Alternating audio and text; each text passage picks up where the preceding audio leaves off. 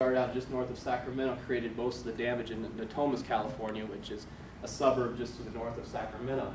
The western updraft actually didn't produce a tornado until much later in the volume scans, and that was up along Interstate 5 between the towns of Zamora and Dunnigan in this area here. So again, we have two updrafts. Again, not anything that we can look at that and say these are categorical supercells, no nice little hook echoes. And although I do attain that if we look at some of these vectors of storm motion with, again, predicted motions and mean wind, we can see our observed motion of the storm is slightly to the right of what the program says is the 0 to 3 mean wind. Again, for reference sake, we'll go ahead and throw up the bunker's right moving motion, and we can see that, again, we are to the right of the mean wind, but not quite as far to the right as the program would predict. So here we have a 4-panel storm relative motion of probably the best scan we'll find of a tornado. And this was actually the third tornado that happened, the last one. This was the western updraft as it moved up through the northern California and the Sacramento Valley. And we can see it kind of circled there. Again, this is the best we're going to get out of the whole case. And again, 3 confirmed tornadoes fell that day. And we had a hard time finding them on any kind of radar. We took mostly from photographic evidence from local newspapers and local citizens. Was really the only reason we knew they formed that day. The office did perform very well, actually. Just as an anecdotal side note, I believe every tornado was in a warning, and it's very rare in California for any kind of tornadic activity to show up on radar and give you a nice signature before it actually does anything. So fortunately, there were some funnels in the area. People were calling them in. Law enforcement was helping us out, and we got warnings out well ahead of any tornadic activity. So yeah, the office did actually very well with this event. Another side-by-side comparison. This is just kind of to show you a couple things. Again, we're not dealing with anything very pretty, but if you look carefully, you can probably see some broad, weak rotation in some of these storms. Again, I stopped short of saying they're categorical supercells, low-topped, of course, but there is some hints of some persistent rotation in there, so I just wanted to throw this up here so you guys could look at that a little bit. Tornado tracks, this kind of sums up the case a little bit here. The first tornado, not much is known about it. It was really close to the radar. It happened very early in the storm's development.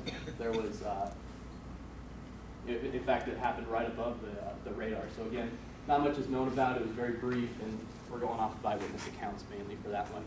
No photos were actually taken of that one. The second tornado, B, was actually the one that did most of the damage in the Sacramento metro area. Took out off some roofs and fences just north of the city. Actually went very close to Arco Arena, which is where the Kings play. And it actually, as it was roping out, went very close to Sacramento International Airport, which, if we actually go back a couple of slides to our loop here, if you look at the observation of Sacramento International Airport, they actually put a funnel cloud in there, so I thought it was interesting. I've never actually seen that before. So yeah, they noticed the tornado, and we'll see in a photo here in just a second that it actually did pass very close to the airport. So then we have our third tornado, which was probably the most impressive on not only radar, but it was also the most impressive on photographic evidence. And we'll see picture of B and C here in the next couple of slides. Here we have this is the second tornado. Well, I guess we're not quite tornado yet, but we're getting there. This is in Natomas, California, around 2130Z. And again, this is probably within 20 to 30 minutes of storm initiation. Something to kind of notice about this is it looks to be a top-down process, not a bottom-up process. So we'll kind of run with that for the next couple slides. Here's the most impressive view of the second tornado. This is probably after it's done most of its damage in the Sacramento area. So for a little bit of reference sake, I'm not sure if it's too relevant, but if we're looking at this, the tornado's moving from left to right across the screen, and that would be south to north, and then the viewer would be standing in the east looking west. So to give you just a reference of where the storm is to where the viewer is. And again, this is with my knowledge of the Sacramento area and the fact that it's in a rural area, this has to be after it's done its damage, and it's probably heading toward the airport. point. And then here's the picture from the airport. You can see the tornado is probably in its last stages. Obviously, the airport was probably concerned about it at this point.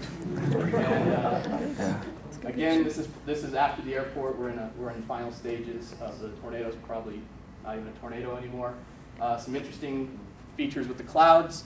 Again, nothing that we can categorically say screams supercell, but we have some interesting features, some real low LCL, some possible rotation, some possible deep rotation, not too far off the ground. And this is a picture of the third tornado, which you don't see this too often in California. This looks very plainsy, if you will. And so again, nice looking storm, shows some organization, very low LCLs, there's not much scale for the wideness, if you will, of the actual tornado, but it's a pretty healthy tornado we can see. And again, this is the one that showed the best signature on radar, actually. So a little bit of something we can conclude about this. Shear and instability profiles were actually pretty good that day in and around the Sacramento Valley on the 21st of February. Again, we don't have a whole lot of conclusive evidence on radar or photographs that scream this is what happened this day. But it is worth noting that if you take a look at the storm motions and you scale the mean wind down to something that's more appropriate for the storm size, that they do seem to move to the right of the mean wind. It's tough to see on radar, but again, according to the plots, this seems to work out that way. And the reason for this is just probably the smaller nature of the storm. You probably got to scale it down to a mean wind that is more representative of what you're dealing with. Here's a bunch of papers that I read and gleaned and gave you a bunch of information. So. And again, the photographs were courtesy of the B in Sacramento, so I want to make sure everybody knew that too. And that's it. Thank you very much.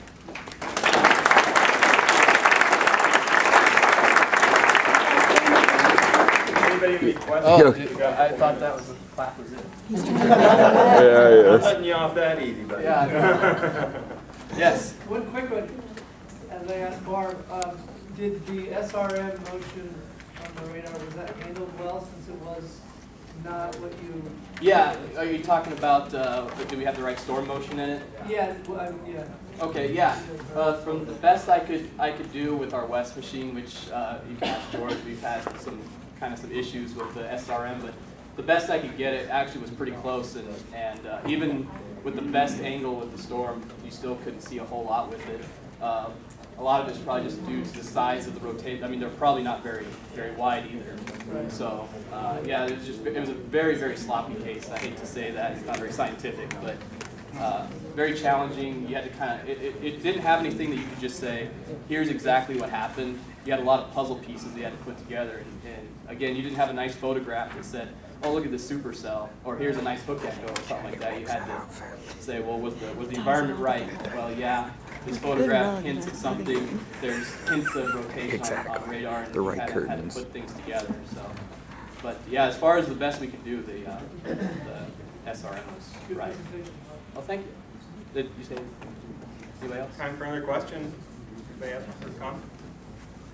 All right, thanks again, Jared.